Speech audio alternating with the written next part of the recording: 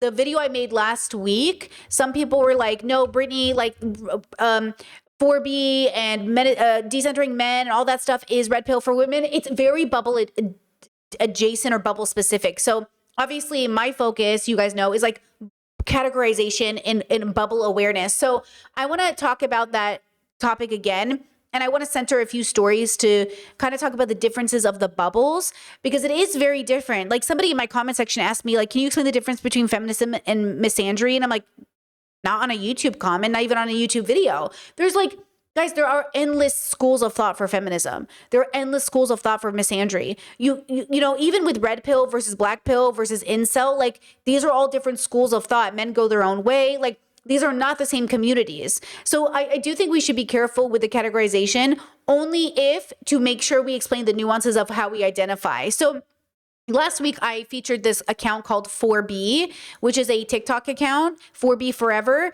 They're a smaller creator, about 22,000 followers on TikTok, and they have very, what I would call, extreme views.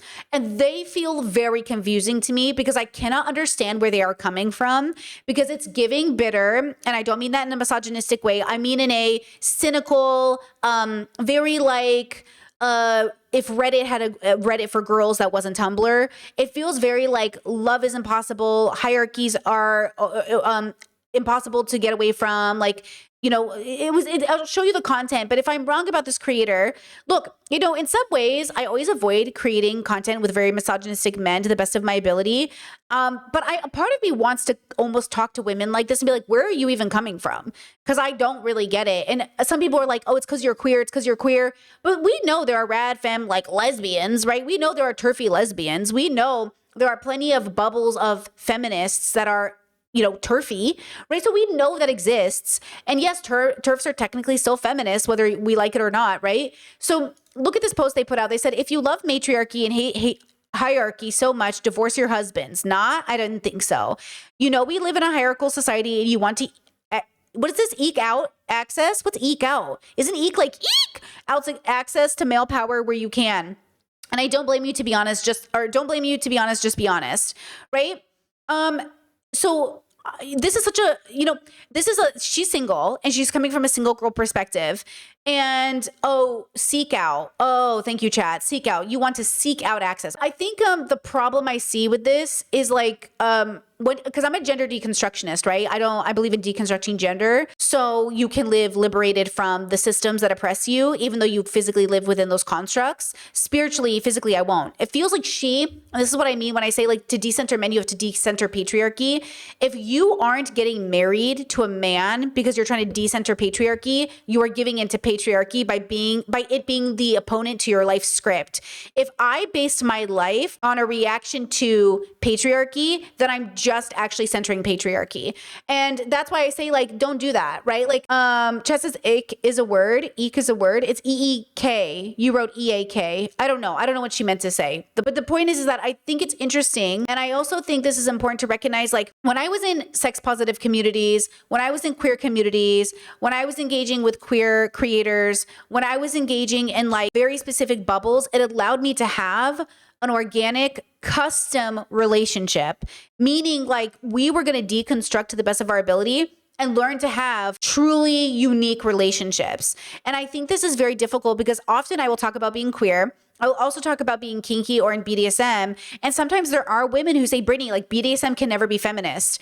But that is such like a heterosexual, confusing take, especially since a lot of BDSM and kink communities come from queer communities, like a kink like bubbles started in queer circles. It's very, very strange for this to be your opinion, because then it makes me think like, where do queer people fit into your narrative around these limitations? Hold on, let me show you this video really fast. Hold on. So this is the queer collective. Okay, this is how queer people talk about love, and then I'm gonna show you how straight people talk about it. What do queer, kinky, and non-monogamous people all have in common? They all face a phenomenon called script disruption.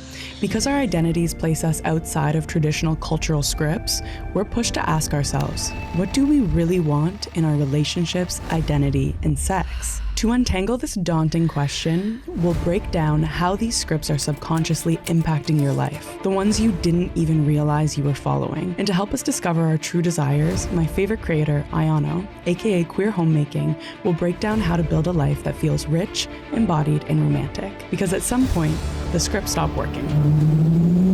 Okay, right? It's a cool concept. That's how like queer people have relationship conversations about the possibilities of what we could build outside of the script, right? That's our form of liberation. We're going to watch the full video for this video I'm about to show you in a second at the very end. It's Shan. So Shan Budram is a sex creator. She actually is the one who posted the question about how do you like your genitals played with, which brought out Therapy Jeff. So she's an old school YouTuber who's like been around, has a crash course series. Like, okay, she also overshares, in my opinion, her relationship on the internet and makes her relationship and her parenting content. And they have a new video called I Wasn't Sure I'd Stay Married Until This Year. They're 7 years in. Now, look, I understand creators, right? This is her video. I understand creators do this thing. Here's the thumbnail. See how the thumbnail is negative? See how the title is negative? It says 7-year itch. The implication as a viewer I'm getting is that her marriage is bad and it's been on the rocks and it barely survived, which plays into the narrative of like, are you in a bad marriage? But I have a feeling, and I could be wrong, that Shan might actually just be using it as like something to relate to the audience, or maybe it's clickbait, or maybe they did have a bad relationship.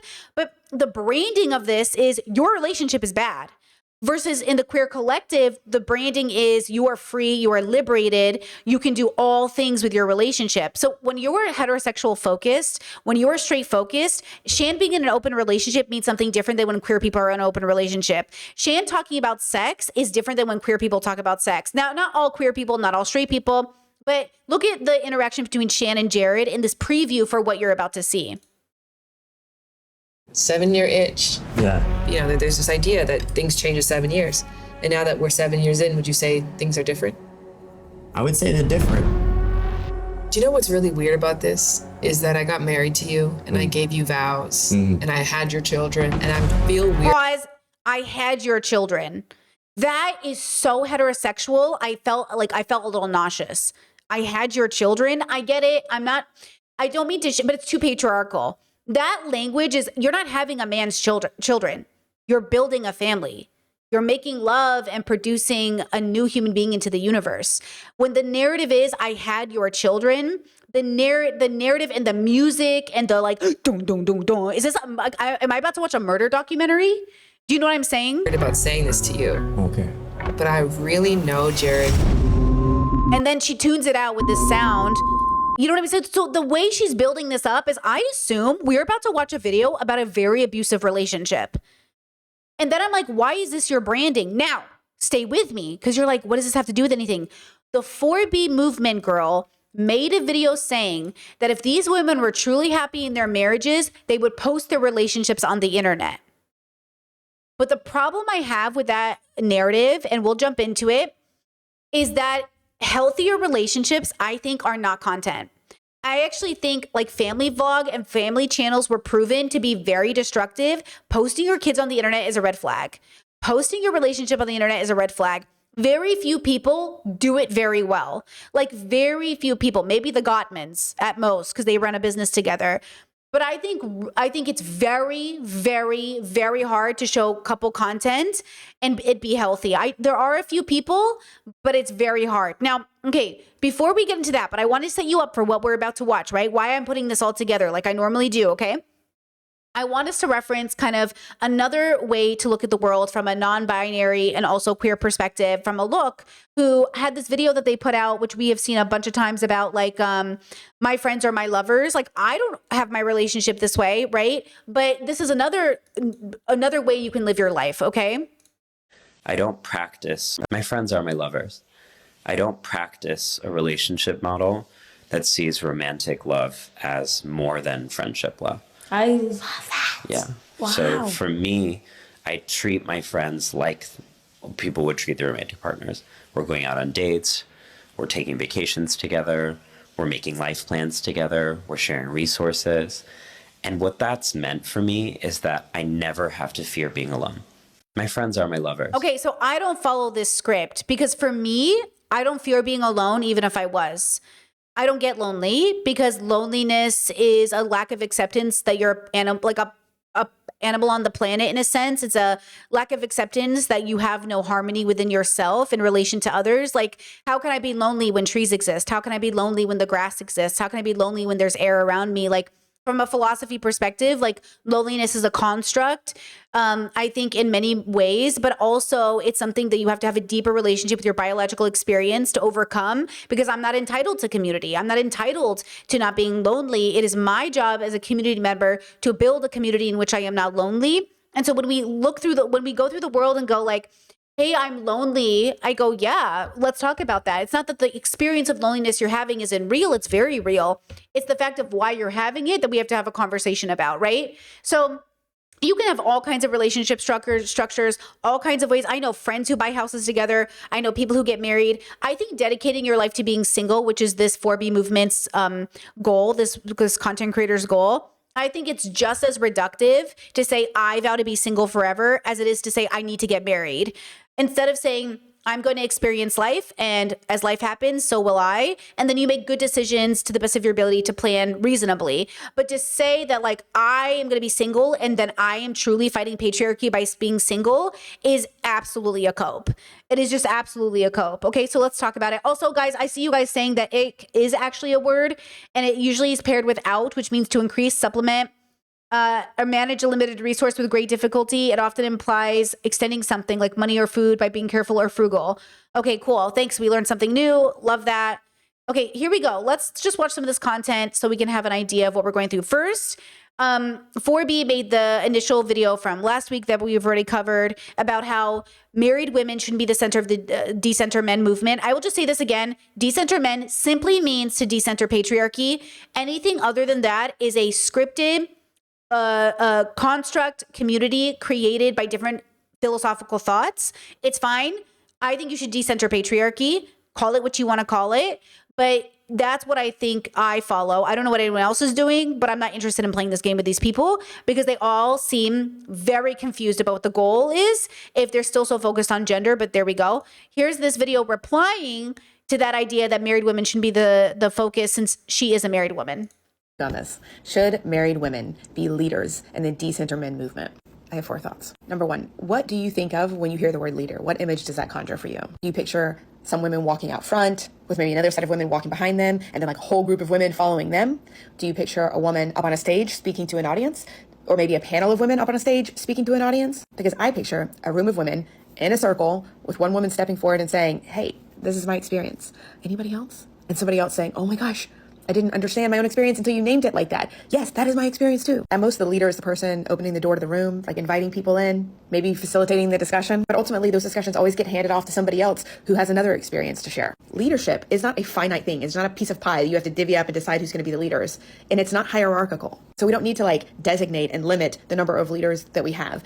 Somebody can be a thought leader if they've ever just provoked you to think about something. Number 2, the women of the world inhabit vastly different stages of deconstruction. Some women are still really wanting to find a man and thinking that's going to deliver their happiness. Other women are in marriages and maybe they want to leave, but they can't for financial reasons, so they need tips on how to stay in. Other women are divorced and maybe think, yeah, I might do it again. Other women are like, no, I plan on never doing it again. The idea that we need to funnel everybody in all of those groups to listen to the one group of women who's saying currently, no, I don't ever plan to date again. It's giving one right way. It's giving one size fits all. It's ignoring the nuance of all of our lived experiences and the fact that we actually might need content from various perspectives to understand ourselves better and to march in the direction that we want to march. Number 3, do married women in this space give other women false hope that they too can have both romantic love and decenter men? Yeah, maybe. The 2 creators who are being centered in this conversation, YV Edit and Mal Hamlet, they'll be the first people to tell you that their experience is the exception to the rule and that you should not be holding out. Pause. I do not think I'm the exception to the rule to finding a partner who happened to be assigned male at birth. I think I'm the exception to the rule in most romantic relationships because we actually do like and respect each other. And that's the difference. I asked my partner this morning, like, am I a fraud? Because I don't think I'm married to a man in the way that other people are married to men. Like when people talk about being married to men, it sounds like they're dating my exes. But when I talk about my marriage now, it doesn't feel like that. Nothing resembles that. Like everything is so deconstructed from gender that it doesn't even feel in any way like I can relate to these women. When they talk about their husbands, I'm just like, I don't have one of those. even though I have a husband and I'm a husband, we both reference each other as the husband. So maybe that's the other part of it, is like, maybe we're so gender deconstructed that I'm sitting here like, hey, you guys are exhausting. Like, you could do anything else with your life if you want, but you don't have to, because everyone's on a journey.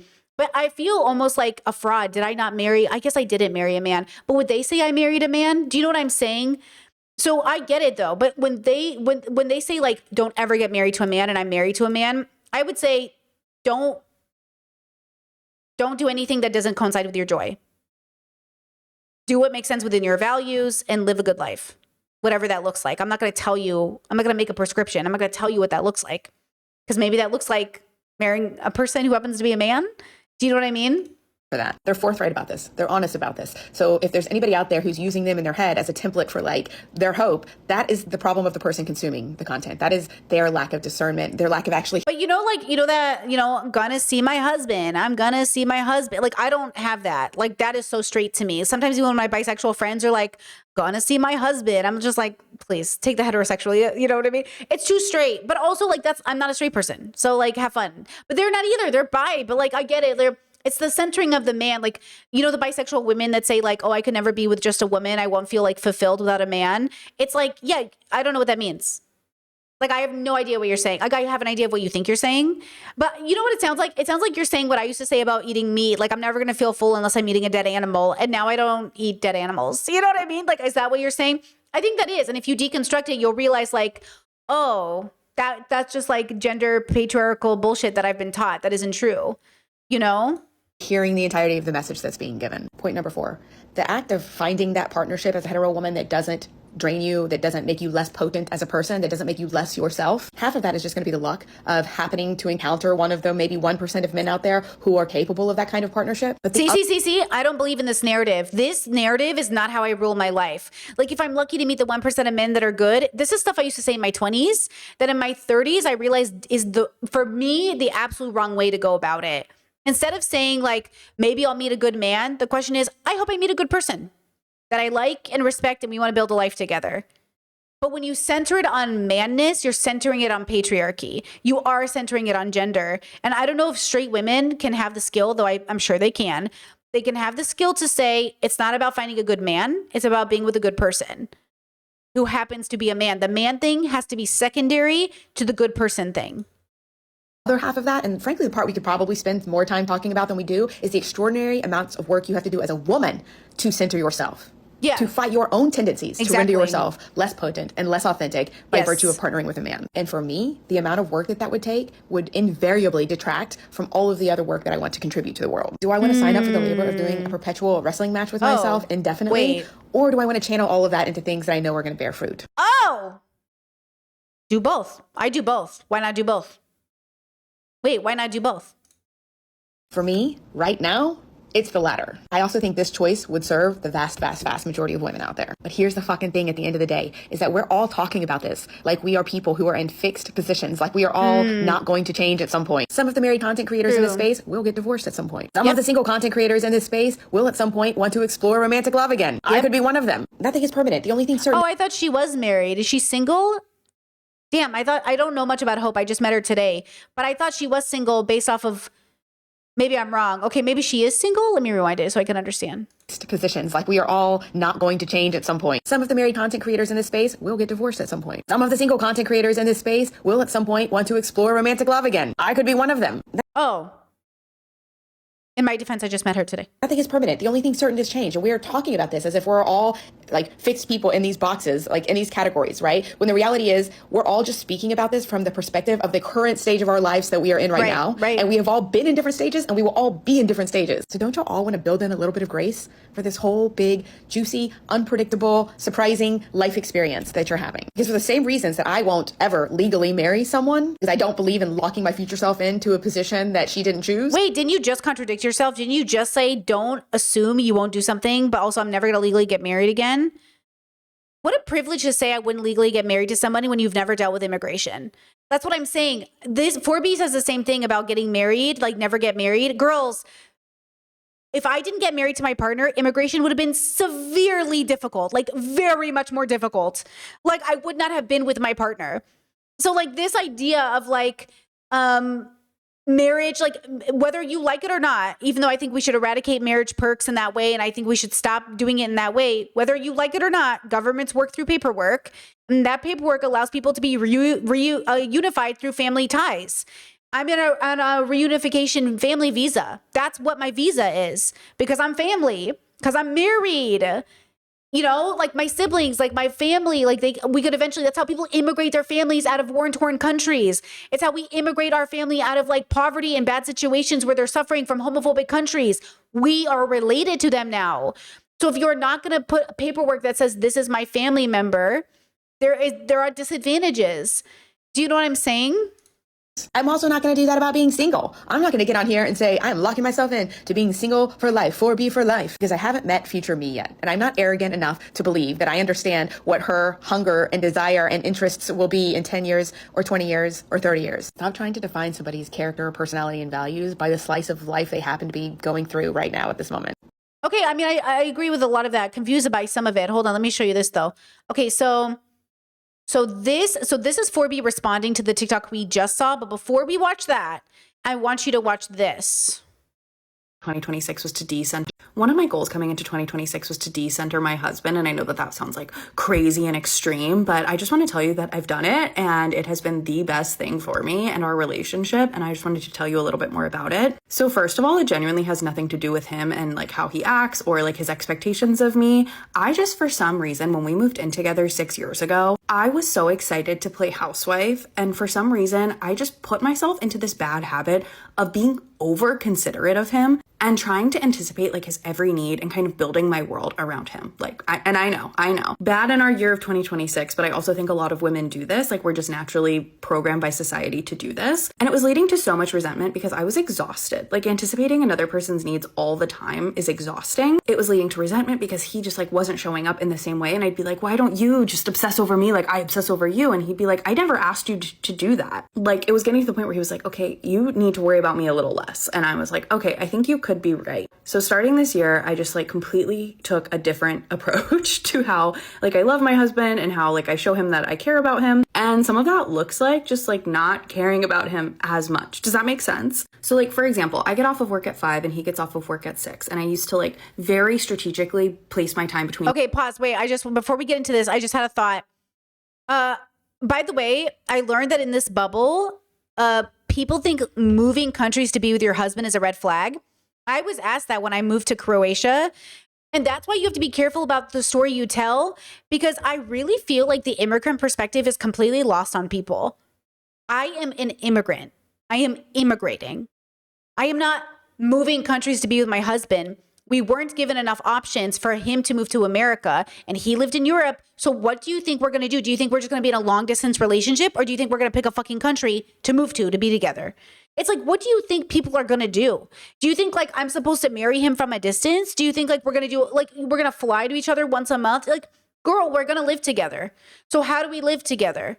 We go to the country that embraces us. Like, I really feel like people are forgetting, right? That not everyone is some gold digging, weird red pill, weird transactional relation. Some of us are just like falling in love with people we like. Some of us are just like good, happy people. I'm sorry, you guys are so miserable. But that's what it sounds like to me. Where like some people are like, oh my God, I can't believe you moved countries to be with your husband. I was like, I don't even understand what you're saying. Like, I can't even process what you just said out loud to me. What do you mean? Like, you guys aren't willing to move to be with somebody you love? Like, I would move if my best friend moved and like we wanted to be together. What do you mean? You don't move? And like, that's what I'm saying. No, of course you don't. And so I just think there's something really like, you're mistaking the category of the experience, right? Or like, oh, you married them so fast. Lots of people marry people very fast and are very happy. You just have to make sure you have the discernment, you know? Okay. Jessa, do people even like their partners? No. And that's the problem. Nobody likes each other. They don't like their friends. They don't like their job. They don't like their life. They don't like their house. They don't like their bodies. They don't like their brains. They don't like their hair. They don't like their friends. They don't like their partners. They don't like anybody. The issue is like when they meet somebody who actually loves all those things about their life because they finally got there, they can't believe it. But as somebody who loves everything about my life now, I get it. I get it. I get the doubt, but it's possible. Okay, now listen to this girl's statement because it's very important. This one right here. 5 and 6 to go do something and then be back right at 6 for when he logged off of work. I don't know why I did that. He didn't ask me to do that. So she's explaining that when her husband would be working, she would like sit around and wait for him to get off work. And like, he would be late from work and she'd be like, I've been waiting for you. And he's like, well, why are you doing that? Right? So she's learning to be independent. But I was like, I have to build my life around this man's schedule. But then if he would work 15 or 30 minutes late, I'd be like, hello, I'm waiting for you. And he would be like, I didn't ask you to. And then I'd be mad because I'd be like, I sacrificed, like, I could have been doing something. And he's like, once again, didn't ask you to. Like, go do your thing. I can wait around. So now, like, if I want to go take a walk at 5:30 for an hour and I don't get home till 6:30, I just communicate that I'm doing that. And I just like leave. If he has to wait around after he finishes work for half an hour, like, he's fine. That's fine. Maybe he can start dinner. Maybe he can do a chore. Like, it's so funny how much I had programmed in my mind that, like, I had to build every part of my life around him when, once again, he never asked me to. And honestly, Okay, so somebody in the chat said, let me guess, eldest sibling or eldest daughter. Yeah, I had this problem in my 20s. I did this for not only partners I dated, but I did this for friends. I did this for everybody. Everybody. And every time people were late or canceled on me last minute or anything, it would crush me. Like, my friends would be like, hey girl, I'm coming over after work. And I'm like, okay, great. And they're like, I'll be there 7:30. And they wouldn't get there till like 8:15. And I would be like in a depressive slump because I felt so abandoned. And I'm like, why aren't you, I don't get what's happening. And why didn't you text me? And why didn't you let me know you weren't coming? And like I had dinner ready. Like, I plan everything down to the T. If I had friends coming over at 7:30, I would have dinner ready. So when they walked through the door, we could eat. And I had to learn that it wasn't personal. They weren't doing it to hurt me. They were literally just like time got away from them.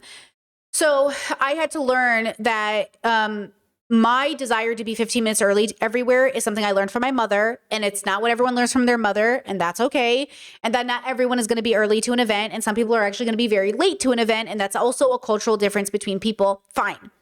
So I reshaped my own perspective to allow other people to live in their own joy to match my joy, instead of saying, well, I have this need to be on time, so you're going to have to be on time.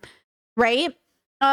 And that's how you learn to change your perspective on how people do things differently, instead of feeling like it's personal or an attack on you or something else. Okay. So this girl, very relatable. So in my own marriage now, just for the record, the way we think about liberation in this marriage is we want to do what we want to do every day. And so we check in every day. Hey, what's your day look like? We don't say, hey, this day, like, I'm doing this, so you have to do this. We say, what are you up to today? And do you need anything from me? Do you see how we're centering the person as the leader in their own life? I'm saying being married to me doesn't take away your agency. So what are you doing today? And my partner will go, oh, today I was going to go to the pharmacy, or I was going to pick up groceries. And I said, oh, perfect. Actually, some groceries I need, because they do the grocery shopping. And we sat together and made a list, and then they got me groceries, right? So there's like, and then I say, okay, I'm going to go stream. And they go, what are you talking about on stream? And then we bounce ideas back and forth, And then I prepare and I go to stream, right? I go to my job. And the idea is that if I get out of work today and my partner's not home, I'm like, oh, they must be out on a walk. And I might text and be like, hey, where are you? And they're like, oh, out on a walk. I'm like, cool, have fun. Because maybe I'm just curious, right? Because I love them and I miss them. But I'm not going to freak out. If I'm on stream and I tell my partner, hey, I'm ending stream at 8 p.m. Okay, I'm gonna edit at 8 p.m. and it's 9:30 when I end stream. My partner is gonna be like, "You said you were gonna get off at 8." My partner's like, "Oh, work run late today." My partner's not gonna sit around and wait for me, because I know that things change, shit happens, something changes. A news broke out, and I gotta keep stream longer. You know what I mean? Like, even sleeping together, we don't always sleep in the same bed together. Okay, it's about half and half right now, but it changes. It's never the same, never the same, never the same. So we have multiple places in the house you can sleep. You can sleep on the couch, which sometimes I do because it's really comfy. Sometimes we sleep in the offices, and sometimes we sleep in the master or the primary bedroom. And it's just about what works for us. Like, if my partner, I can't even tell me how many times I've gone to sleep and woken up after 3 hours and be like, fuck, I can't go back to bed. Snuck out of bed and went to go edit my videos, or went to go work, or made myself some food. Or sometimes my partner, like, instead of sticking to some script that everyone sticks to, like, oh, I'm going to bed, so you have to go to bed. No, my partner doesn't have to go to sleep because I'm going to sleep. It doesn't make any sense. Like, in what world would that make sense? Right? We don't have kids. We have exactly the life we want. Why would that make sense? So I know some people that are like that. And I'm not saying you're a wrong person for it. I'm just saying, like, figure it out. Like, if that's what you want, great. I had a girlfriend of mine way back in the day who she was dating a guy and he had a really weird sleeping situation where he would sleep like with the fan on and a sound machine and a light, like a light orb or something. And she was like, I don't want to sleep with him at night. I can't sleep. And I was like, sleep in a different room. But he didn't like that idea. He was like, no, like, we're together. You have to sleep with me in bed. I was like, girl, with peace and love, I'm not sleeping through all that. No, just tell him no. And they broke up eventually because obviously, what kind of a person traps their loved one in a room with their sleeping preferences and doesn't allow that other person to, you know what I'm saying? That's not love.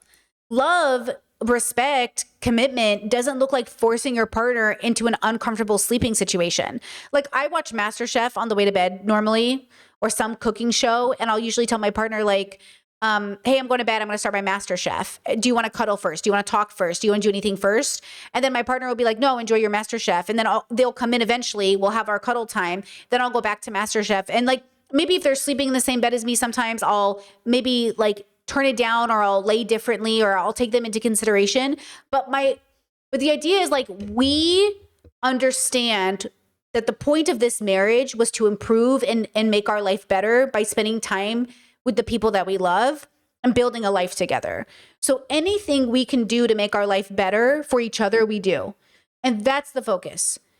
We just want the other to have a good life, because before we met, we were single, thriving. We had our own jobs, our own apartments. We had our own friend groups. We were living our best lives, you know? So if I was going to bring another adult into my life, we were going to cohabitate. We were going to sign contracts together. It was always going to be because it was like life was already good and they were just the cherry on top. Like, I was already living my best life. There was no way my life was going to get better by being in the wrong relationship, but obviously my life would get better by being in the right relationship, right? And the same way my life is better when I make new friends that I really feel closely seen by or I get along with. But I don't need new friends to make my life better. My life is perfect. Does that make sense? Okay, so with all of that preference, because I'm gonna clip this for YouTube, and I don't know who's gonna watch it later, but you guys, okay, a lot of you already know this because you're members of the YouTube channel, right? Now I'm gonna take you on an adventure where we watch the 4B woman respond to this woman that we just watched, right? Okay, I'm taking us on an adventure, okay? So watch her response to this woman. Here we go. And by the way, note that she isn't on camera. So note, all of these other women are taking a social hit by being on camera. They are taking more responsibility in their content by being on camera. I'm not saying this woman has to be on camera, but if she wants to throw stones, she better recognize that she's taking less responsibility in that stone throwing because her face isn't and her name isn't in public. So she is also throwing stones from, you know what I'm saying? Should married women be leaders in the So Hope Pedler, who I follow, by the way, did a response to my video where I was talking about married women in the decenter men space. And I was excited because she said she had 4 points that she wanted to address. And so I was like, oh, good. She's going to get really deep into it. It's going to be like a lot of discourse, right? It's going to be interesting. And then I ended up being kind of disappointed. And the reason I was disappointed in her take is because she did not address something that I think was the heart of the video that I created, that I've noticed that most of the married women also in this space are not talking about or addressing, which is that I pointed out that there is an inherent privilege in heterosexual marriage that married women, and in particular married white women who are married to white men, which a few of those creators are mentioned, that's their situation. There's an inherent privilege in that puts their voices on a pedestal above other women, in particular above single women. And nobody wants to talk about, nobody who is, you know, coming out with like counter arguments against what I said wants to talk about that part of what I said. Okay, pause. I will just say this is only true in patriarchal bubbles. This is the irony. This can only be true if you're socializing in a bubble that prioritizes patriarchy and hierarchy. That's why I'm curious, like, who are you all hanging out with? In my queer circles, nobody is more valid because they're partnered. In the bubbles I am in, all of my friend groups, no, I can't even think of a single situation, even in family dynamics, where you get more perks being married. Like, I mean, there are some social perks, but not directly from the community I interact with. Like, I am so far from this bubble. I am so far on purpose, because I made my life that way, away from where this would matter, that the audacity of anyone thinking being single makes you less than, like, you can't come to the party. So if this person wants to have their voice platformed, I one recommend, like, get out here and actually put your face to it, because that would probably help. And two, be serious about your place in the community, because this is something I see too on YouTube, where everybody wants to be a main character, but nobody wants to show up and, like, okay, then do it. And myself included, by the way. I'm kind of training myself to get ready for it in a big way. But, like, it is a huge responsibility to be one of the players. In this case, it's like one of the leaders. But leaders are such a patriarchal language. Like, I don't want to be a leader, girl. But since we live in a patriarchy, that's what it appears as, is a leader. What we're really saying is somebody who's driving the conversation. So yes, we're engaging with this girl. She's now driving the conversation. She should be proud of herself. She's now being, like, engaged with. The dilemma is that will they do collaborations? That's what I'm wondering about this space on the internet. Would you guys, like, should I do a collaboration where everyone comes on and has this conversation? Should I invite all the girls on? Oh my God, girl panel. Would that even be possible? Maybe I should send an invite out. I'll try. How about that? Oh my God, should I do this? I didn't even think about it till this moment. It just came to me. Should I send an invite to all these ladies and just like, hey, I have a YouTube channel. I have a platform I can host everybody on. Like, do you want to come have this discussion? This could happen. It would be interesting. And then we could see what everybody was trying to, like, what was the point of all of this? That could be fun. I'll see. I'll send them this video and say, like, here, like, you can, okay. Okay. So I don't know, though. I don't know what everyone's point is. Are they just people who are sharing stuff? Are you guys, like, is this your business? Is this, like, your philosophy? Is this your why? Like, why are you even making content, right? What is the point of your content too? Like, all of these questions have to be asked, right? Because you're obviously posting for a reason. Right? Because they want to talk about, like, oh, there is no such thing as, like, hierarchy within decentering men. It needs to be matriarchal. It needs to just be about sharing experiences, etc., blah, blah, blah. And yet, like, none of them want to address the inherent hierarchy that is already built in, which I never said that those women created. Those women who are married did not create the system of a hierarchy that places married women at the top of society. They didn't create that. But they're part of the system. They have privilege because that system exists. Sure. And it's important for Sure, I agree with that. I agree that in the system of it all, there's privilege being married, but I don't see how the privilege exists in the decenter woman movement. Like, where does the privilege play a role in a movement that's about decentering patriarchy? Isn't that the point? Is that we're creating a space where we've taken away that privilege because you shouldn't get an extra star for being married? To acknowledge that they have that privilege and acknowledge that, hey, maybe when a lot of single women are telling you they feel a certain way about a creator, leading her audience to believe that she thinks one way and then moving in a completely opposite direction. And the way that she moves is to associate with male power through marriage. Single women are going to feel a certain way about that. And it's not to say that single women have a right to bully MJ Gray. It's not to say that they have a right to go, spam her comments or make 5 million videos picking apart every single thing that she ever said, because I think that is obsessive behavior. But Sure. Single women do have a right to feel a certain way about a creator who they felt was sort of the same wavelength that they were, because she said she was, right? Oopsies. I do think it's true that every audience member has the right to feel any way they want about a creator, period. I just don't think anyone owes each other any of that, like how you feel about somebody thing, right?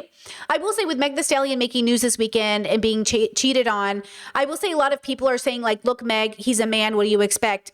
I think more or less what Meg Thee Stallion and every woman is falling for and kind of becomes victim to is, one, putting their relationship online. She made a lot of relationship content, and I just don't think that's a good idea. And two, I think it's the idea that people aren't having real conversations about values, and that's why it's really difficult to understand, like, where do your values lie?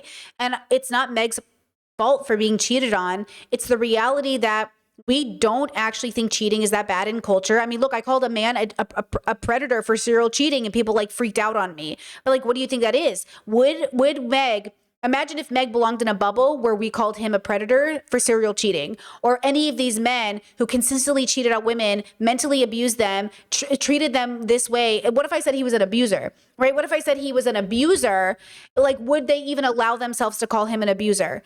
Until the world realizes that serial cheating is abuse, we're never going to actually be able to have wholesome, authentic relationships with people. Like, That is so important to me that you recognize the amount of like abuse tactics that have to play into this. Like, cheating is disgusting. It is so fucked up. Like, not only was Meg Thee Stallion, like, not only was it public, and not only now everyone has an opinion about it, like, she doesn't even get to have this be a private moment for her, but you knew, like, he knew. He deliberately made this decision. You know what I mean? He deliberately made this decision, right? Just as a reminder, women are almost just as likely to cheat as men. That I understand you think that's true. It's not true in the way you think it's true. Men cheat in relationships they never plan to leave. Women usually engage in cheating when they're already done with the relationship. Actually, fundamentally different. Example, if a woman is still married but they're separated, some people call that cheating. Is it cheating? And I'm not saying that women don't cheat. I'm saying that the reasons why they cheat are different. If women were allowed to leave marriages without the fear of getting killed by their partners, they would cheat less. Men cheat in relationships they plan to stay in. Think about that. That is a very big difference. Yes, women cheat, but if we didn't live under patriarchy and women could divorce their husbands without the fear, they would leave their husbands before it. I'm not saying cheating is good. I'm saying the why is different. If the woman is already done, she's already, you know what I'm saying? It's a different situation. That's why we have to be very nuanced with these conversations, because it is, the statistics you're looking at can be different. Okay. So keep in mind, I'm not talking about cheating where two people are holding hands and someone looks at each other. I'm not talking about cheating being like you looked at an Instagram post. I'm talking about infidelity, lying, manipulation, spreading of STIs, telling someone to their face nothing's happening when something is happening. I'm talking about deceiving somebody, getting people's hopes up, making this person trust you, and then going against their back. I'm not talking about when men come to me and they go, I had a guy come to me once and he goes, you've been cheated on, so I thought you could relate to me. And I was like, he's like, my girl cheated on me. And I was like, the girl you told me about that I told you to like stop talking to her because you don't even know how old she is? And he was like, yeah. And I was like, so you think I'm going to care about this, don't you? I already told you, because this guy, he goes, I'm talking to this girl, I really like her. I go, oh, where'd you meet her? He goes, online. I go, oh, cool. How old is she? He goes, I think she's 18. She said she's 18. I was like, so she's probably 16. Stop talking to her. And he goes, no. She's 18. I was like, I don't think she's 18, bro. I think she's 16. Stop talking to her. You're too old. Stop talking to this girl. And he goes, listen, don't fuck this up for me. Just let me enjoy it for once, a girl being interested in me. And then that same boy came to me and thought I would empathize with him, possibly being cheated on by a teenager.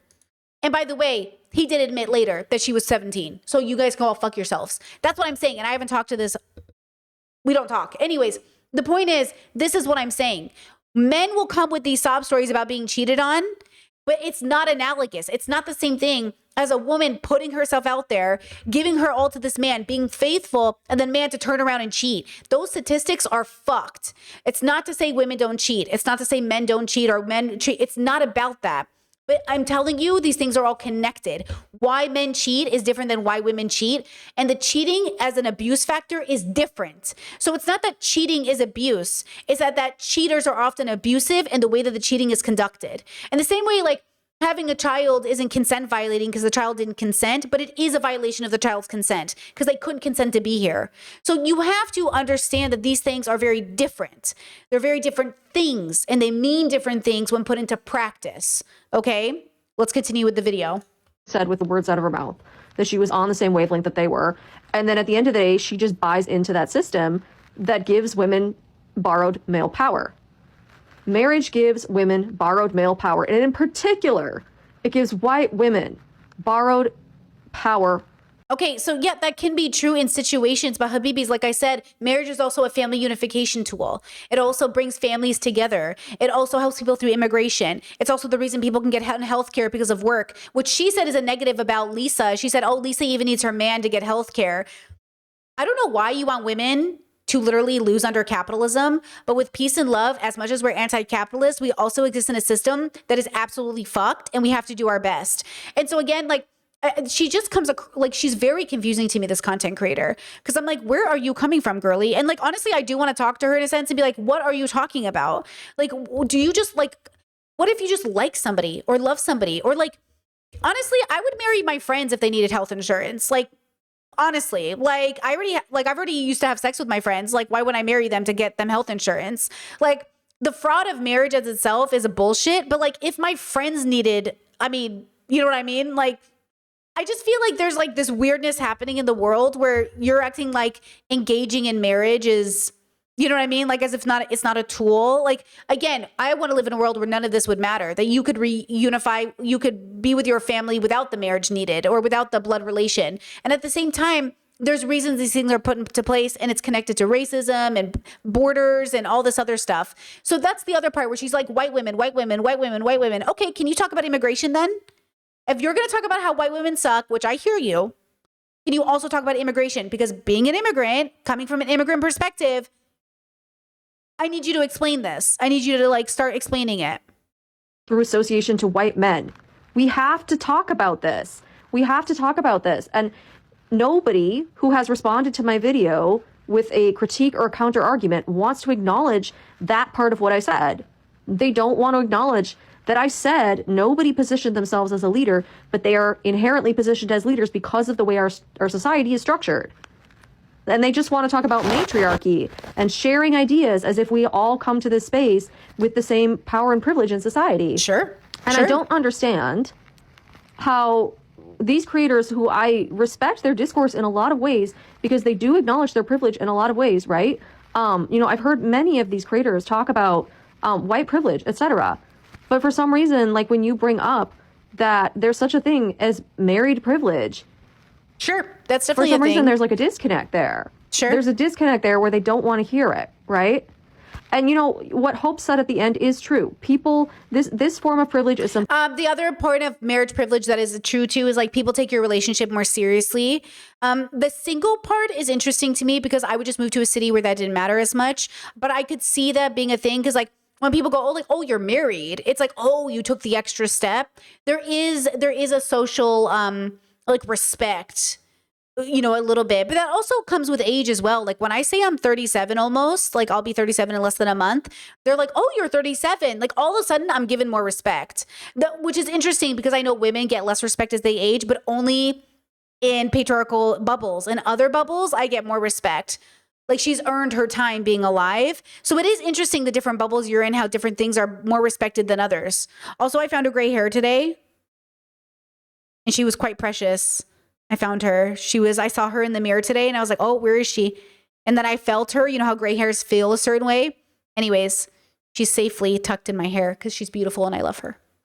Thing you can go in and out of, right? Because if you get divorced, yes, you lose it. And there are single women in this space who don't have their privilege now, and they will go into it in the future because they are going to decide to marry men. There are single women right now who swear that they will never marry men, and same as MJ Gray, eventually they will marry men. And when they do, they will gain status and power and privilege in society because of that. And so it is. I think I also have a trouble looking at MJ Gray as not like every other person I know. I think most people are in bad relationships because most people settle, not because they're married to men. I just think like everyone's settling. Lesbians. If I had $1 for every time I saw lesbians settle in a relationship, queer people settle too. Lots of people settle in relationships. I just think like most people are pretty unhappy, but that is a philosophical problem. That's why I love philosophy, because I do think all of us are out of sync with our why. Why do I wake up every day? Why do I go to bed at night? How do I exist in the world, right? It's not a fixed form of privilege that you're given at birth, right? I think we can acknowledge that. But it still is a form of privilege. And it's important to talk about because it relates to the very subject of what we're talking about, which is decentering men. Because if we're trying to decenter men, then we should try to decenter the idea that being chosen by a man gives you automatic privilege and prestige in society. I mean, I agree with that, but then it doesn't mean we can't get married. Do you know what I'm saying? Like, I get what she's saying. I think she's saying, unless you have to get married, don't. And I'm saying, the more adult I become, the more I understand how retirement's going to look. Getting married is about keeping my family safe. Like, there are so many legal reasons to get married to protect my loved ones being the person I married, my loved ones being my nieces and nephews. Like, the perk we get in culture, if my partner and I are married and something happens to my brother, we look better as candidates to adopt my nieces and nephews than my single siblings. Because legally on paper, you're single or married. So again, so much of what we do is for the greater village. And it feels like none of you are thinking about your villages. Like, don't you want to think about the kids in your village? Like, children You know what I'm saying? I just don't understand if this is like a protest. Is she an activist and she's saying like, I'm going to prove like marriage is wrong, but like, how do you protect kids in your village? You know, there's a lot here. And then, you know, what sucks is for a lot of disabled people, they don't have the privilege of getting married because they will lose their health insurance. So if you're on disability, you can't get married without losing your benefits. So then it's the other side of it. It's like, here you are talking about privilege and you're not thinking about the intersectional the intersection of marriage and the ways that people get married. Like, you know, isn't that funny? Like, it's so interesting to me, right? Also, Chad says, are you the type to rock your eventual gray hair or are you going to dye it? That's another conversation to be had. See, I want to be an old lady with fun hair. In Croatia, oh my God, I love looking at these old ladies with blue hair. And I'm like, see, I want to be her. I plan to be a colorful grandma who's not a grandma because I don't have kids, but I plan to be a very hip old lady. You know what I mean? Because like, so whether I have red hair or blue hair or green hair or gray hair, I'm going to rock whatever I feel like in the moment, but I'm not going to purposely rock my gray hair as a form of protest against the patriarchy. I don't care about the patriarchy at all. And the patriarchy hates my blue hair anyway. So do you know what I'm saying? Like, I love having gray hair. I will have it eventually, but what am I not going to dye my hair blue?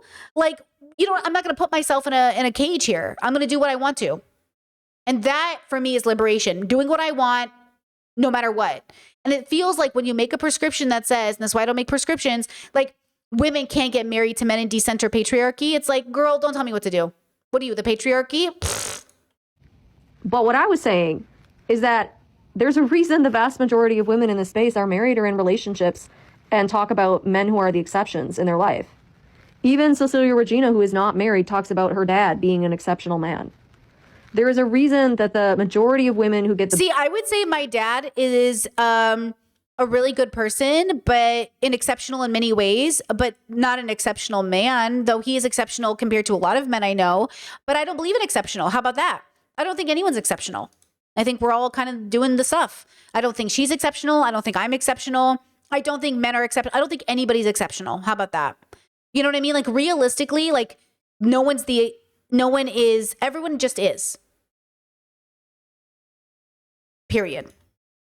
biggest followings, who have the most people listening to them and platforming them, and even some of them get brand deals, right? Like Giraffe Wallow, she's doing like all kinds of stuff with like brand deals now.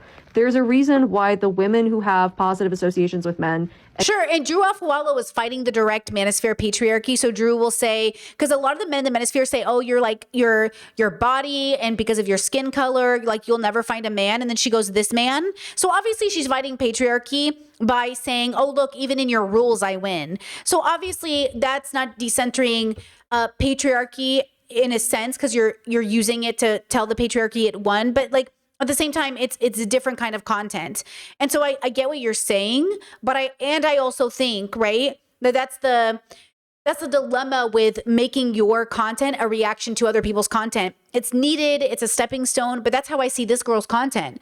Her content is just a reaction to, instead of, here's what I'm suggesting, which is why I created my own philosophical framework, which is why I'm trying to create my own work to say, here's my solution.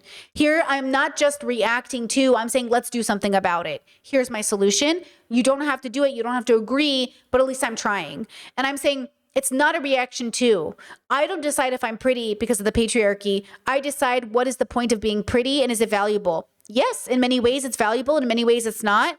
But where does the value come from in terms of feeling pretty versus being pretty? Like all of these things, like, should be about your relationship with self and your relationship to everything outside of yourself, right? Speak about the positive associations with men and speak about the idea of exceptional men who are like the exception to the rule. There's a reason that those women are the ones who get mainstreamed. That's what I'm saying.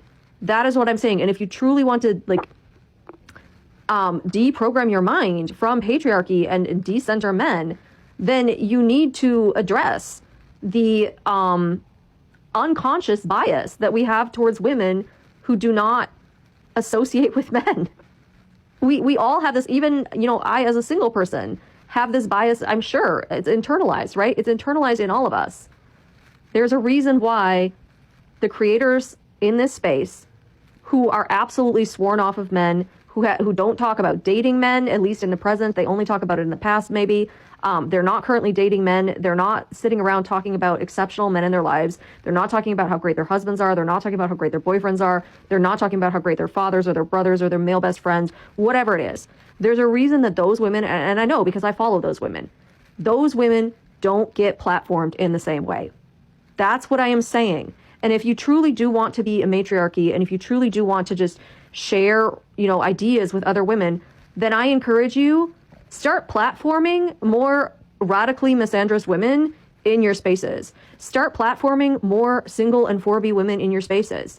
If you as a married woman who is decentering... Is that giving turf? Is that giving turf? Men wants to be matriarchal, and you want to acknowledge the privilege you have because of your association to a man, and you want to challenge it and do something about it, platform single women. I'm talking like women who do not associate with men, who are not out here giving dating advice to women, who are not out here talking about men being exceptions to the rule, who are not out here talking about, well, this one man in my life is so great. Platform those type of women on your page. Because I will tell you from the collaborations that I have seen in the decenter men space among these married and partnered women who are partnered to men and married to men, it seems... Because I can't have a turf on my channel. I can't invite a turf, so I'm going to have to ask her, like, hey, are you a turf? Because I can't have a turf on my channel. I'm not going to invite a turf to my channel just to have a debate or a conversation. You know what I'm saying? Seems like these women who are in relationships like to stick together. It seems like they like to stick together. And of course they do, right? Because they're going to make each other feel comfortable. When they say, oh, well, fuck all men except for my man. He's a great one. He's an exception to the rule. But isn't her content, what is the content she makes that isn't just making men the center? Isn't this content... Now, is her content going after women? So, like, she can't be featured. Because we feature a lot of people. We talk about a lot of people whose content isn't men, passing the back tilt test over here. But also, like, isn't her content just talking about... So maybe I shouldn't reach out to her. She's saying don't reach out to her? You know what I'm saying? Well, they're all going to nod their heads and be like, yeah, girl, same. I got my own exception, right? But if they bring... I challenge you. Bring somebody like Kat onto your platform. I think she used to go by Big Cat. I'm not sure what her handle is now. Bring somebody like her onto your platform. Seriously. I challenge you, right? Bring a woman who really fucking challenges patriarchy onto your platform. Not somebody who's going to sit around and talk about how great her husband is and how he's the exception to the rule. Then we can start having a conversation, okay? Then we can start having a conversation. That's all I'm saying. Leadership in the decentering men movement. This is a topic that has been trending recently since the whole MJ Gray engagement scandal. People have been talking about who should and shouldn't be the leaders of the decenter movement. Married women have a position in leadership in the decenter men movement. Should it only be single women? Should it only be single child-free women? These are the questions that have been circulated. And to me, this is a problematic ass question in the first place. We do not need leaders in the decentering men space. We have to get out of this patriarchal, hierarchical mindset of top-down leadership. We have to remember that decentering men is a part of a greater movement of decolonizing our minds. You cannot uncouple the two. And that's one of the issues. A lot of folks, especially white people, we're going to get back to y'all white folks. A lot of folks want to decouple movements from the greater overall. They want to avoid the intersectionality of movements and just focus on the aspect of the movement that they like. For example, focusing on anti-capitalism while completely ignoring anti-racism. It ain't going to work. Capitalism and racism are intrinsically intertwined. In the same way that the patriarchy and capitalism and racism and colonialism is all intertwined. Our goal is not to decenter men and then just keep doing everything else the same. That's not how it works. We all want to decenter men while still upholding patriarchal, hierarchical systems. That's a contradiction. It's not going to land. It's not going to work. One of the core tenets of patriarchy is hierarchy. It is authority. It is giving up your sovereignty. giving up your autonomy to a higher authority above you. That is patriarchal hierarchy. And I notice that a lot of, especially white people, are desperate to find a leader to give their authority, give their sovereignty up to. All have been so Wait, chat says, I just don't think, I don't understand the weird obsession with needing a leader of a movement that is happening in different ways around the world. It's the same reason people go, who are the leaders of the red pill?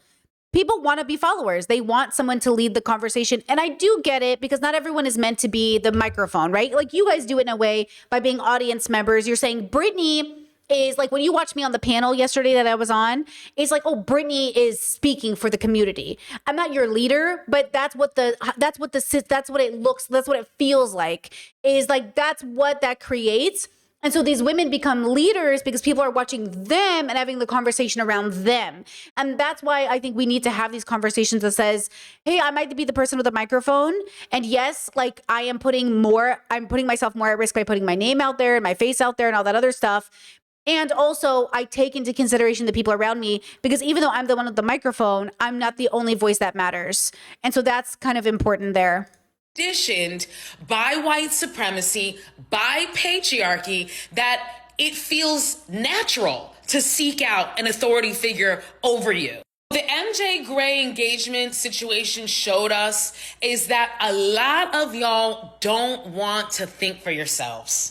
A lot of y'all want to cede your authority, cede your power, your sovereignty over to somebody else, a higher authority, and have them do the thinking for you. Y'all just want them to give you rules to follow without you ever having to process the rules, think about the rules, question whether or not the rules are beneficial to you. You just want someone to hand you a list of rules so you can blindly follow them. This is patriarchal programming, that you need a leader. I would like to see more of a detail into what they do believe and what the focus is. Because where I'm getting confused is like, okay, so what's your vibe? Like, what's the construct? Like, what is the rule of this bubble that you have? Because I agree, I do think that's true. And I do think people who were too invested in MJ, but here's the thing. When you guys write me and you say, Brittany, your relationship being healthy gives me hope I can have a healthy relationship. Good. You should know you deserve a healthy relationship regardless of the genders in the relationship. And you can, because I think a lot of people, it's the same group of people that go, there's no such thing as like a perfect parent or like a healthy parent. You just have to have kids. Are the same people that bring kids into the universe without considering those children, right? Like, not only do you deserve a healthy relationship, but it's possible, but I just don't want you to wait for your life to start until you have one, because you might never have it. In order for you to have a healthy relationship, you also have to find a healthy partner, and you guys just might keep missing each other. Millions of those opportunities might be missing.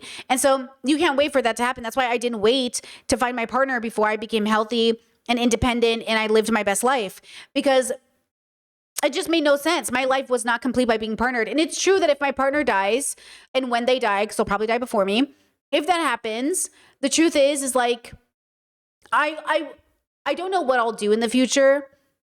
I can't quite imagine dating aggressively, but I imagine that I'll do whatever makes sense at the time, but I wouldn't be opposed to it, but I don't think about it. Like, it's certainly not, yeah, but I'm not saying that. I'm saying because I had this great marriage, dating after seems almost like probably not, but maybe, right? Maybe. And in that case, I'd like to be open to it.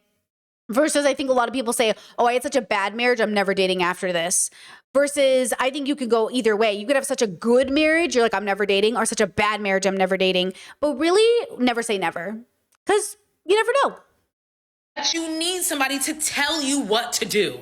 The patriarchy trains people to question their own sovereignty and their own autonomy and their own personal power. Patriarchy wants you to constantly doubt yourself and seek its authority for guidance. We're trying to build a matriarchy. And matriarchies don't operate with that pyramid structure, top-down hierarchy. That's not to say that matriarchies historically didn't have some form of leadership. First, of course, some matriarchies had leadership, but it wasn't the same type of leadership structure as the patriarchy. This one big dog at the top the big dogs, generals underneath, and then everybody underneath that. That's patriarchy. Patriarchies respect the sovereignty of people. They respect the authority. Look at this comment here that just like, I wish these videos were more detailed. This one says, I decentered men after I was already married. There are ways to live in marriage where the wife is the center of the family. My husband considers me the matriarch of our family. As long as he wants to live in my orbit, he is welcome.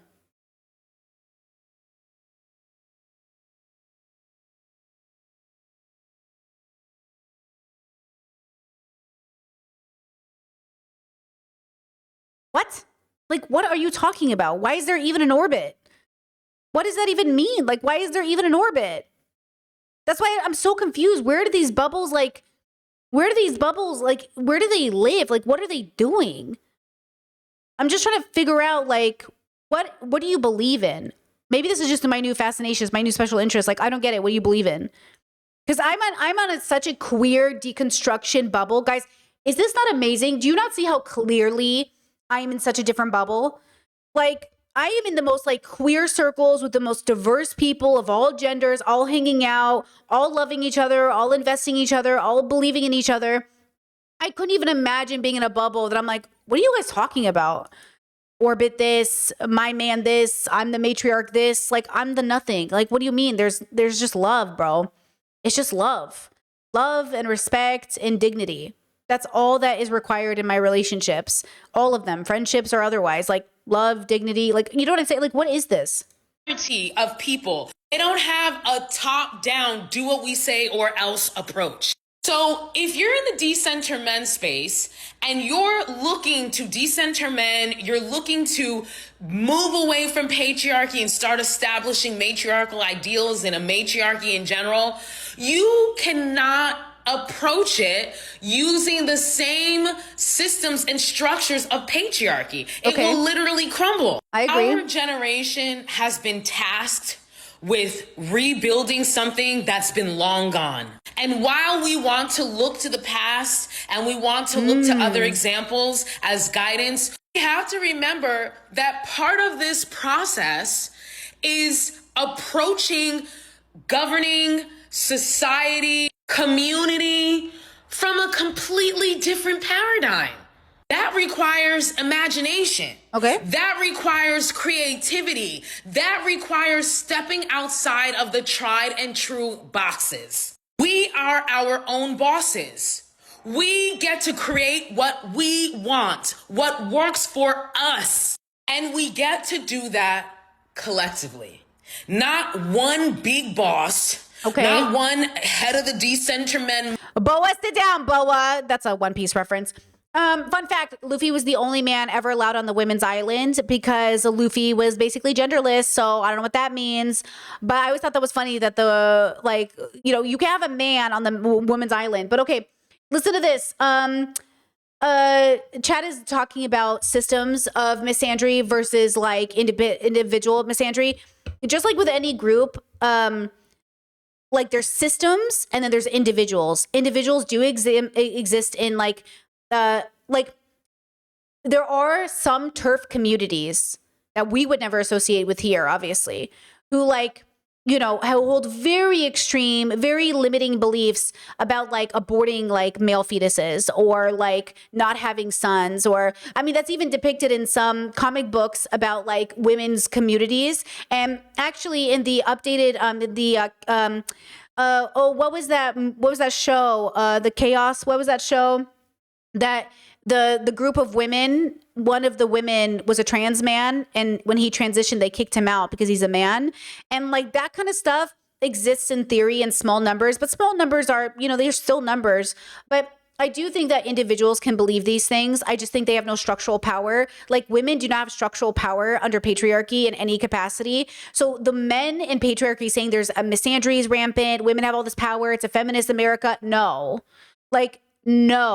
that's not happening. So when individual women identify as a misandrist, I do think they're falling into a little bit of a semantics trap, and I warn them against it. Though I think some of them independently might actually believe like men inherently are evil. I think they're like deeply, deeply traumatized in the same way the homophobic people think like gay people are predators because they're deeply, deeply traumatized. And I think that's the problem. Like trauma unchecked plus ignorance equals bigotry. Like bigotry stems from a very smart person still engaging with a limited belief, which reinforces bigoted action. So, and belief. So I want you to understand you are a biological creature. None of you are exempt. All of you are fucked up. And because we're all fucked up, we all have to do the work. Not one single person on the planet gets to be like, but I'm not fucked up. We're all fucked up. It doesn't matter your gender or skin color or orientation. You have to first start with the fact that you suck and then get better. You have to start with the fact that you're doing bad, or you have to start with the fact of you have to be compassionate to yourself. Obviously, like we live in a very like self-hating world. Don't self-hate. Be an adult and own up to the fact that you have problems. And because like I want to be the adult in the room and I recommend that the adults in the room be the adult in the room, it means we also have to pay attention to the fact that like we didn't have the right adults in our life growing up, that they also had problems and now we have those problems. So just like we have to deal with the remnants of patriarchy and racism and all that stuff, we have to deal with also our family history and our trauma and our genetics and everything else that's coming, it's just like all of these things are connected. And so that's why I think intersectionality is so important here. And I think it's important to be very humanizing and loving, which is why I say like, it's not about loving a man. It's about loving a consciousness regardless of the fact that they're a man, a consciousness for who they are. I can never replace you. You being a man is secondary to the fact that I can never replace this person. And I choose to be with this person who the world has decided is a man. That's the other part. Our male partners didn't even get a choice in whether or not they were men. They were assigned male at birth. They never were asked. They didn't get a choice, right? And the point is like for the ones of us who are dating people who are assigned male at birth, had they been given a choice, had things been different, maybe, then the world would have been different.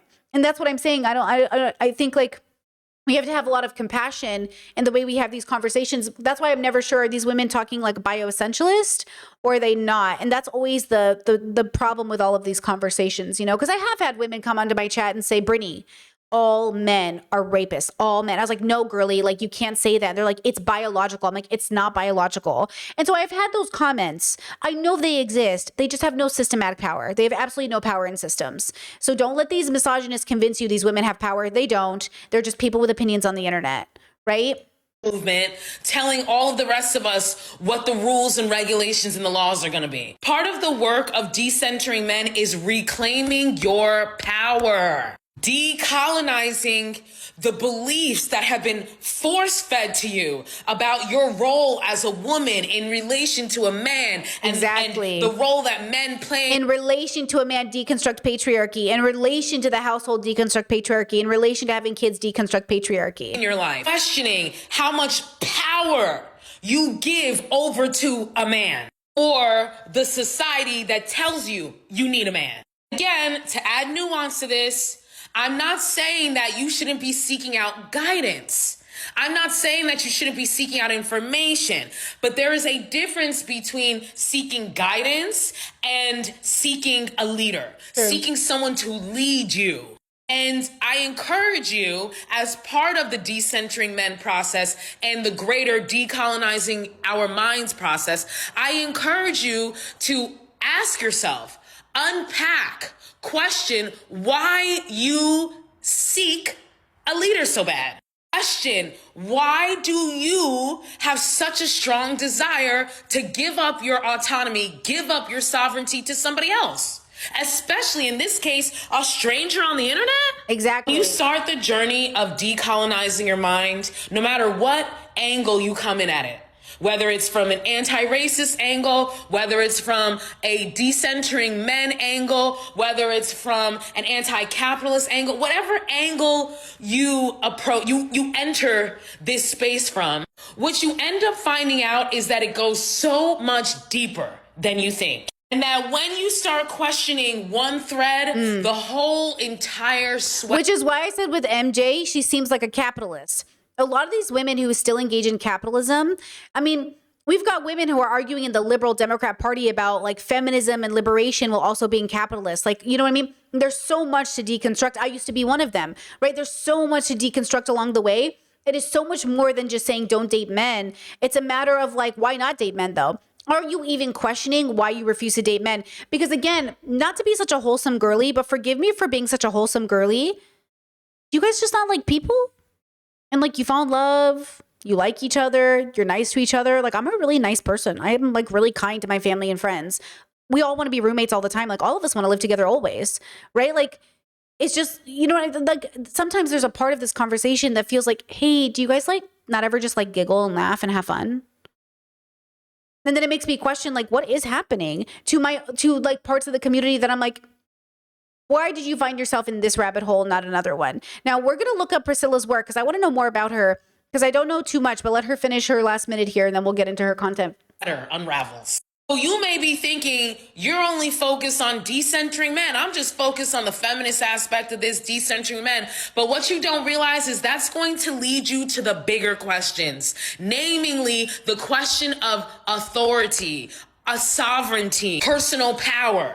It's going to lead you to question things like capitalism. It's going to lead you to question things like the education system, government, the medical system. Okay. Shit gets so deep, you're going to have to start decolonizing your relationship with time itself. I hope she's speaking very matter-of-factly because this is all very data-driven and science-driven true. And I hope she's not a conspiracy theorist, but this is actually like very factually true. In conclusion, if you're one of the people who felt betrayed by MJ Gray and you're one of the people who's seeking out leadership in the decenter men space, I would encourage you to ask yourself and unpack why. Okay, I love that. Now, listen, I'll answer this question. Chat says, Discord says, the argument they're making doesn't make sense to me. How can they have matriarchy without hierarchy when it's baked into the world? There are conflicting ideas there because if we're all equal, we can't also want to be treated like the sun. Okay, so here's what I'm hearing because this is important. Hold on, let me not look at chat and get distracted. She said specifically, if you felt betrayed by MJ, like recalibrate, right? Because people literally felt like their whole identity was shattered because a woman on the internet got married. My father went through a 2-year depression spiral because I came out as gay and one of his favorite priests stepped down from the priesthood after sleeping with a woman. And my dad was like, this man I thought was so holy, this man I thought was the perfect embodiment of Catholicism, engaged in one of the most like egregious sins. And I don't understand, like, is my faith not real? And instead of, he did for 2 years stop going to church, was trying to deconstruct, but he ended up going back to Catholicism even harder than ever. And that's the issue, is that your sense of identity is a reflection of, you know, is a reflection of what Chez is baked into the world, not the world. A word. Sorry, I'm dyslexic. Hierarchy when it's baked into the word. Oh, it's not though.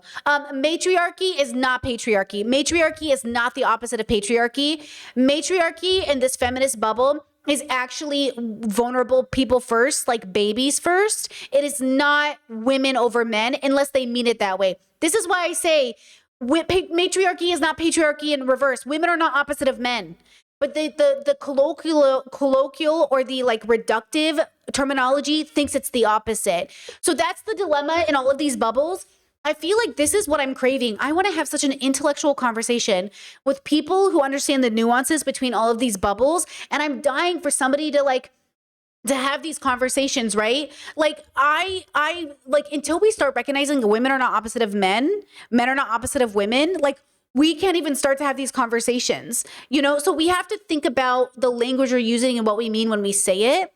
But when I do my research, when I look into it more, it's obvious like that in women's spaces, when they talk about matriarchy, they're not talking about women on top and men on the bottom. They're not talking about a world run for the benefit of only women. They're talking about a different matriarchal relationship where, again, it's about life. It's about stability. Like patriarchy also ties into it capitalism and skyscrapers, where matriarchy usually ties into it like community villages and more like cute houses, right? And that's the problem when men say, but Brittany, without capitalism and patriarchy, you wouldn't have a skyscraper. I'm saying, okay, they're so terrified of women being in charge because they think we're going to put them in huts. But I'm like, what's wrong with a hut? Hear me out. What's wrong with a hut? If we all had cute huts, what's wrong with a hut? You know what I mean? Nothing, except in capitalism, living in a hut is seen as less than because your goal is to be in a skyscraper worth $54 million in New York City. So we're having dilemmas with language bubbles and how we're having conversations, which is why I always say to my audience, see what bubble you're in and see where people are coming from, because these things matter. Okay, so I don't know this woman's content. She seems to make a lot of it, which is good. Okay, I see some good, I see some, but I don't know. I don't endorse anybody. I'm simply here experiencing their content, okay? Back to 4B, right? My take on this, I'm glad there are women out there in healthier hetero relationships who have a platform and share that healthy relationship with men, but look like blah, blah, blah. Okay, now she's going to respond to this. On the idea that some of these creators that I mentioned are showing what healthy relationships with men look. Okay, listen to this, and I'm going to explain why this plays into why I know better. This is interesting. Like, and I should give credit to somebody in my comments who brought this up, but I don't remember who said it. But if you see this, let me know if that was you.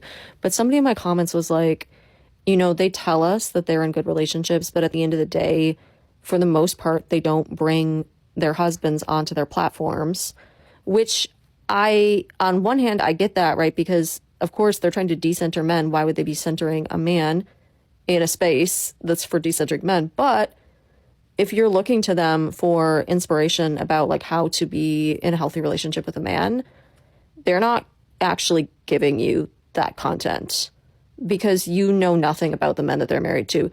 The only thing you know about the men that they're married to is what they say. And I think maybe once, I think I saw one video where Mel brought her husband on and he answered like some really basic questions, right? But you're not actually seeing these men talk in depth, right? And I think that what we know when we become familiar with like feminist men on TikTok, Instagram, whatever, what we oftentimes find out is like these men actually aren't as feminist as they think they are, right? And this comes up over and over again. There's some kind of a progressive man, feminist man, whatever, that gets online and he's talking a big game, and then some kind of information comes out about him. Either he has SA'd women, or he has like subtly misogynistic views, or this is a really common one. He's copying content from women, right? So I think that if some of these creators like Mel and YV let their husbands just get on a live on their platform and just talk. I feel like this is really interesting coming from a person who's faceless. That's my first thought. My first thought is like, girl, you don't even show your face.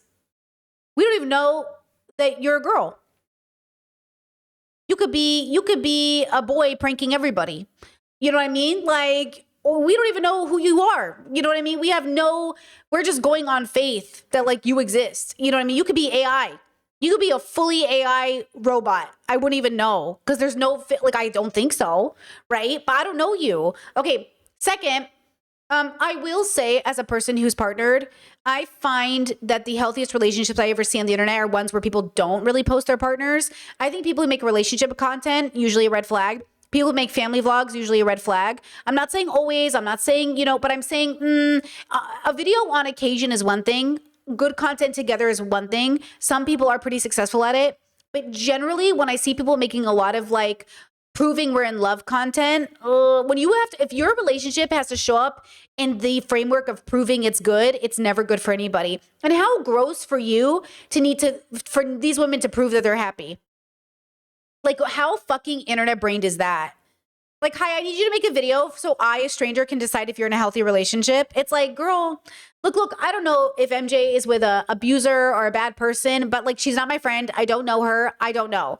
Now, that one lady who's on the internet, that Carrie Bradshaw lady who's like going on another first date, I do not like get good vibes from her or her man, but that's also because she's Christian and there's like a lot of like patriarchal elements to her relationship. It doesn't matter though. I'm not going to hold my breath. These women are grown. I hope they're safe. That's all I care about is I hope they're safe and I hope everyone's healthy. But if they're not, they're not. It's not going to be that weird. But I think what's interesting is sort of like from a person who has a healthy relationship, I will just say to you, you're never going to see how great my marriage is through a YouTube video. Like we were having this philosophical discussion today before I came to stream and we're sitting there, we're like engaged. We're having like a great time. I'm drinking my coffee. We're like talking. And I paused and said, see, this video could never end up on the internet because once the camera turns on, you just know you're being watched. When I go on panels, I went on a panel last night. Guys, the anxiety I had, I was sweating and I had the chills the whole time because I know I'm being watched and I know that I'm not on my stream. It's not my channel. And look, I know I did great, but just so you know, the anxiety was real because like there's a responsibility. And I thought, okay, what if somebody clips this? Like, I've already gotten harassed on the internet a bunch of times, there's an anxiety that comes into the camera being on and all of us here, right? So again, this idea that like, oh, bring their partners on. If they're in a bad marriage, I don't know why you sound happy about it. I'm devastated. I would be devastated if these women brought their husbands on and they were actually bigoted. How sad. Wait, that's so sad. But you see how there's like a gloating? You see how there's like, oh, I don't even think they're as feminist. I don't know where this is coming from, but I would say that I don't know where they're coming from. But if you're, again, it depends. Like, and maybe I'm taking it more like interestingly because it is coming from a space where they're all supposed to be together. But even Mel Hamlet on her page was like, apparently there's women who don't think I can talk about this because I'm married. Like, they're obviously seeing 4B's videos. Why they're not engaging with her, I think is interesting. And maybe it's because it feels hurtful to hear it. And also maybe because I'm not in these communities, I'm just like, hey, what are you guys doing? Like, I feel like an outsider who's like, hey, what's going on over here? Somebody fill me in, which is why I do want to kind of talk to them, but not if they're TERFs. And that's my problem. I don't want to talk to you if you're a TERF. You know what I mean? So I don't know, because these women also notice they're not talking about trans people, because then they'd have to contend with non-binary people and people born assigned male. And that's what I'm concerned about is like, are these people transphobes? I cannot for the life of me tell. I don't think it would go well for them. Let me just say that, right? Okay. And like, I'm just saying this because this is based on my experience of Hold on. I will say Lisa from YV Edit is apparently very trans inclusive, allegedly. So everything I've seen from men over time, right? Both living in the world and hearing other women's stories, seeing stuff online, watching the news, whatever. I just think if their husbands came on this platform and talked nonstop for an hour, that you all might have some different opinions about how good of a marriage these women are in. I mean, maybe. I don't know what's funny about that. Yeah, but maybe. That's what I'm saying. Like, she just sounds like a single angry person, which is like, talk about stereotypes, girl. We got a cat too. Like, hello, girl, if you're going to have a cat, be happy. There's a good reason. You know what I'm saying? She feels like she's playing into the stereotype, which makes me feel like, hey, are you an op? Are you a literal op? Like, what are you doing? You're literally throwing women under the bus with this content. So I don't get it. I'm just saying, right?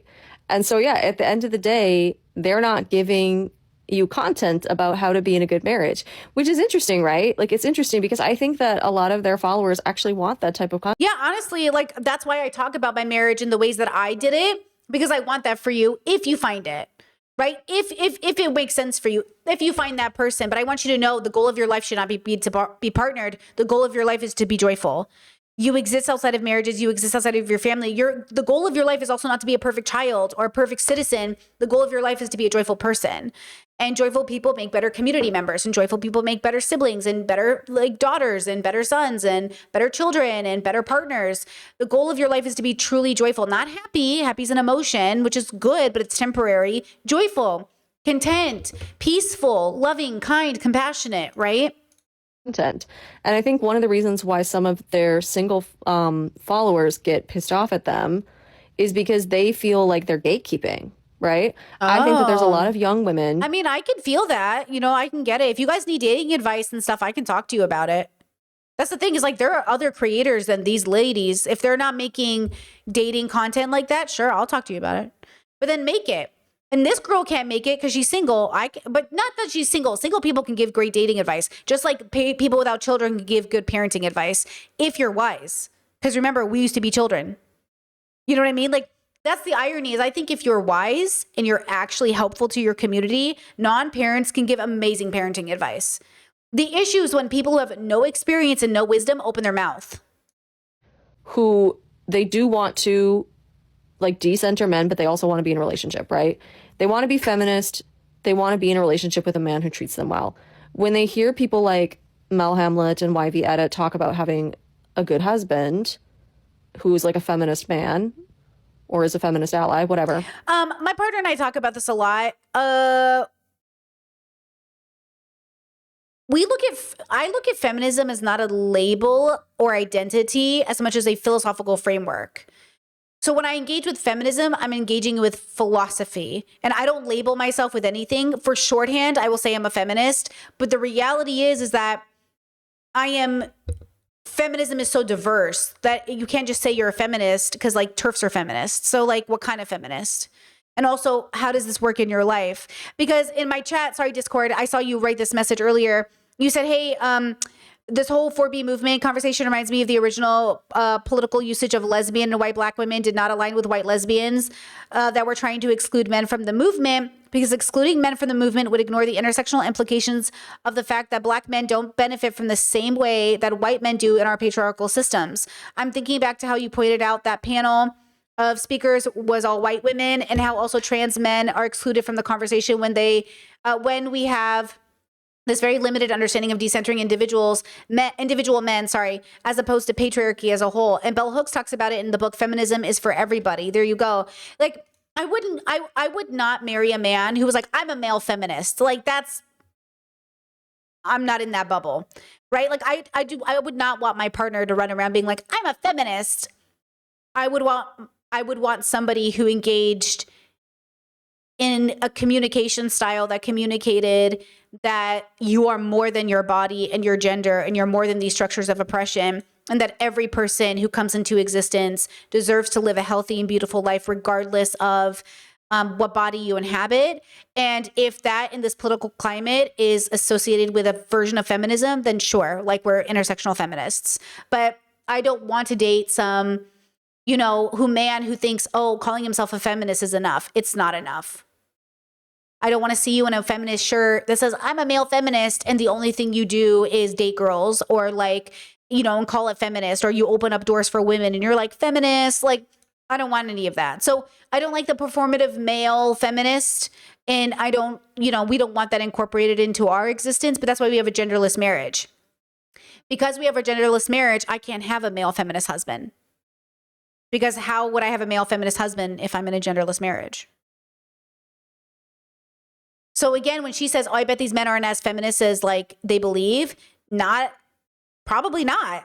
But there are a lot of women who uphold patriarchy who in some ways are more patriarchal than some men that I've known who have deconstructed patriarchy. So, instead of weaponizing like who is where, ask questions that lead us to answering these questions. Like, I would love to do collaborations with some of these women, but I would want to have those harder questions answered that I don't quite see them having on their channel, because I feel like sometimes the content they make is combating misogynists, and I want them to go do that without me interrupting. But because they're busy doing that, if I come in and question them, it's only going to make misogynists feel more empowered to say, see, even Brittany thinks you're wrong. No, hold on, wait. They're obviously more right than the misogynists. But so that's the problem with my work, is sometimes it sounds like I'm saying these feminists are wrong. And I'm saying, I think you're not fully there. More than you're wrong, you're not fully there, which means you're wrong, but not the way you think. You know what I'm saying? Does that kind of relate? Or, does that make sense? They're like, okay, stop gatekeeping, sis. See, you have to understand, at the end of the day, men are considered like a resource for women, right? Like, and like a status symbol, right? Especially for like straight women. Who are maybe patriarchal, like women who uphold patriarchy, but no. Like, why would you say that? That's what I'm saying. Who are you talking about? I think that's really objectifying and gross. Dating a man for his money is gross. Like, dating a man who also refuses to labor for the family in any capacity or show up for the family is also gross. But like, thinking of men as a status symbol is gross and capitalistic and patriarchal, right? Like, it's gross behavior because of patriarchy. It's patriarchal behavior. That's why it's gross.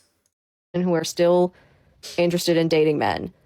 And unfortunately, in economics, we all learned this, like when something is in very low supply, the demand is really high. And so right now, the dating market is skewed in favor of men because there's so few good, quote unquote, men out there. The supply is so low, the demand is really high. I think I don't think it's much different. I think from my standard, when I started dating healthy, Almost everybody I was meeting wasn't there yet, wasn't where I wanted to be, or wasn't compatible. Even if they were healthy, we just weren't compatible. It's really like, if you take gender out of the equation, it's hard because men are obviously doing worse than women generally if you're progressive. Only if you're progressive, by the way. But even then, like, nobody's happy. We're in a meaning crisis. Like, everybody is struggling, and we're struggling because we're out of sync with our whys. We don't even know why we're doing. I still don't know. I've watched like almost an hour of this woman's content because she makes 10-minute videos. I've watched a lot of her videos, and I'm still trying to figure out, like, where is the foundation of your belief coming from? What do you think you're doing on the planet? Do you believe in evolution? Do you believe in God? Like, what do you believe in? Where's any of the data you're using? Do you look at statistics? Like, where is your data coming from?